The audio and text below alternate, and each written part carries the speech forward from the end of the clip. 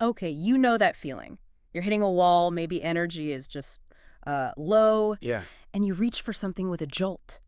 An energy drink, they're absolutely everywhere. Oh, completely. And maybe nowhere more visible than in the world of sports. I mean, pros, college campuses, everywhere. They've become a really common sight, haven't they? Fueling training sessions, games, Mm. practices.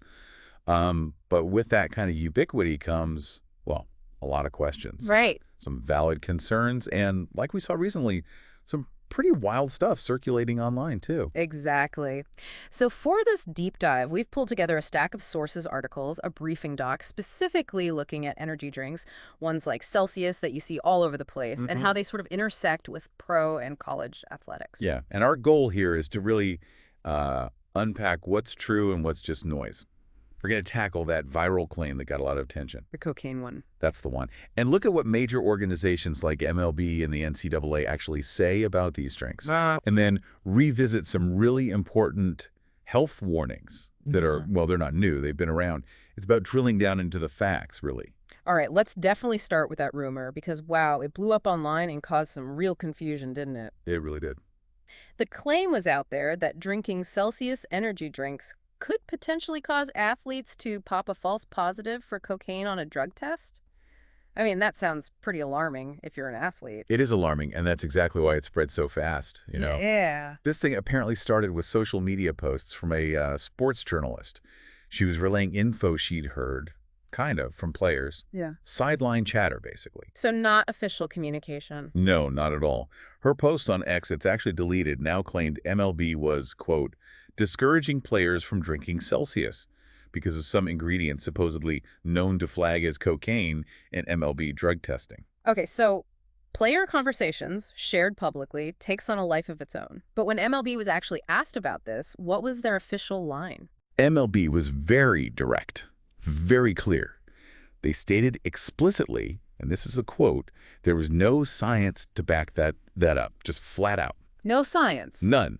A spokesperson for both MLB and the MLB Players Association confirmed they are not aware of any specific ingredient in Celsius that would cause a positive test result. And did Celsius themselves weigh in? I imagine they'd want to. Oh, absolutely. Yeah. Yes, they put out a statement affirming their product is, quote, completely safe and is enjoyed by professional athletes, fitness enthusiasts, and college students as part of their fit lifestyles. Okay, so the bottom line here, if you heard that rumor or saw it floating around online, Yeah. the critical point is it's unsubstantiated. By the league, by the Players Association, by the company, it was chatter. It was rumor, yeah. Started as a piece of chatter and became this widely shared but ultimately baseless claim, It's a classic example, isn't it? How fast unverified info can travel. especially when it involves something high stakes like drug testing for athletes. Always, always worth checking the official word. Definitely. Now, okay, that specific false positive rumor seems, well, firmly debunked. Right. But looking at this broader picture, it does become clear that major sports organizations have very different ways of approaching these drinks, even without that claim. Mm-hmm. And the contrast between MLB and the NCAA here is quite striking. It really is. So MLB, for example, they don't have a blanket ban on Celsius or, most other energy drinks. Okay. However, they do have a clear recommendation.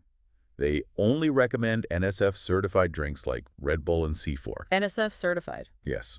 And they strongly urge players to stick with NSF-certified drinks to avoid potential risks or confusion. Right. NSF certification for sport, maybe just quickly for listeners not familiar, what exactly does that mean here? That certification is really key because it signifies that the product has gone through rigorous testing. Tested for banned substances, contaminants. Gotcha. It adds a layer of assurance for athletes who are subject to all these drug testing protocols. Okay. So MLB isn't saying Celsius is bad per se, but they are definitely steering players towards products with this specific third-party check, this verification. Okay, so MLB recommends certification. Look for that NSF label to reduce risk or confusion. But then you look at the NCAA overseeing college sports, and they take a much harder line on ingredients themselves. Absolutely. It's a different approach. The NCAA has its list of banned substances, and right there on the list is guarana. Guarana, okay. Yeah, it's a plant extract naturally high in caffeine. And it happens to be an ingredient in several popular energy drinks, including Monster and, yes, Celsius. Ah. And guarana is flagged on the NCAA's list specifically because of its stimulant properties. So wait, even if the NCAA doesn't specifically name Celsius on a banned list, Right. because it contains guarana, that ingredient alone makes it problematic under their rules. Precisely. That's the issue. And there's another layer to the NCAA's approach, too. Oh. They also impose a limit on how much caffeine can legally be found in a student's drug test. Ah, okay. So it's not just the source of the stimulant, like guarana, but the total amount of caffeine. Exactly. It's both a specific ingredient ban and an overall caffeine threshold that student athletes had to be really careful about. Wow. Thinking about that contrast, it just highlights how incredibly complex it must be for athletes to navigate. Totally. What's perfectly fine in a pro clubhouse, maybe even recommended by the league if it's NSF-certified, Yeah. could actually get a college athlete sideways with the NCAA just because of one ingredient, like guarana, or because they went over that caffeine limit. That is the crucial takeaway for athletes, really. The rules are not universal. You absolutely have to know the specific policies of the governing body you compete under. Right. MLB recommends, based on certification. The NCAA bans specific ingredients and limits caffeine. Very different playing fields, rule-wise. Okay, so we've looked at a rumor that, well, didn't pan out. And these very different official rules in major sports bodies. But let's step back from drug tests and regulations for a minute, because there are also these well-documented, pretty serious health concerns tied to energy drinks that, like you said, aren't new at all. That's such a critical piece of this whole puzzle, and perhaps the most important one, especially when we think about younger consumers, adolescents. Yeah. These health concerns, they primarily center on the high stimulant content, particularly the sheer amount of caffeine that's often packed into these drinks. And health experts have been sounding the alarm on this consistently for years, haven't they? It's not a fringe opinion. Oh, not at all. The consensus is strong. Health experts consistently warn that energy drinks pose risks for youth. Studies link high caffeine intake to serious adverse effects like seizures, heart issues, other problems. You mentioned a specific study earlier that looked just at teenagers. Yes, a 2017 pediatric emergency care study. It found a really significant percentage of teens experienced negative effects. How significant? The study showed that 40% of teens, aged 13-19, who consumed energy drinks, experienced at least one adverse effect. 40%. Wow, 4 out of 10. That's huge. What kinds of effects were they reporting?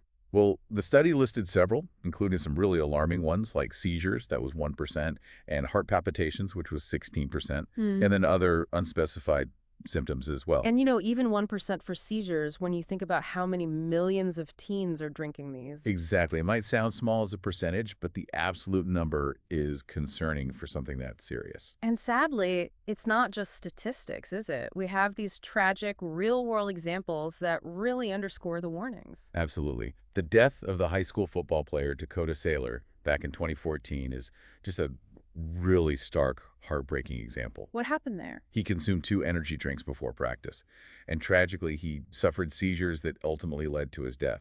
It's just a devastating reminder that these aren't just, hypothetical risks on paper. That case really drives home why the medical organizations have such a strong stance on this. It does. The medical consensus is incredibly clear.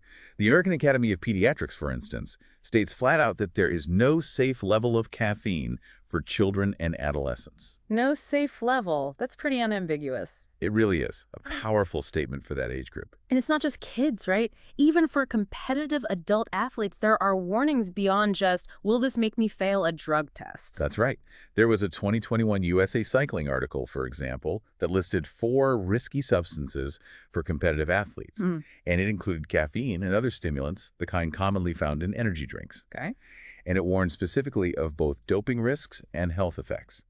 So even when these things aren't explicitly banned by a league, the underlying health risks remain a significant factor to consider, even for highly conditioned individuals. Okay. So let's try and pull all this together then. We've got the debunked rumor about Celsius and cocaine tests. Right. We have the very distinct regulatory approaches, MLB recommending certification, NCAA banning guarana and limiting caffeine. And then layered on top of all that, these persistent, serious health warnings backed by studies, backed by tragic examples, especially concerning kids and teens.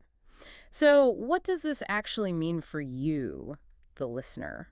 Well, I think whether you're an athlete trying to navigate these really complex rules, or maybe you're a parent concerned about what your kids are consuming, or maybe just someone who grabs an energy drink now and then. Yeah.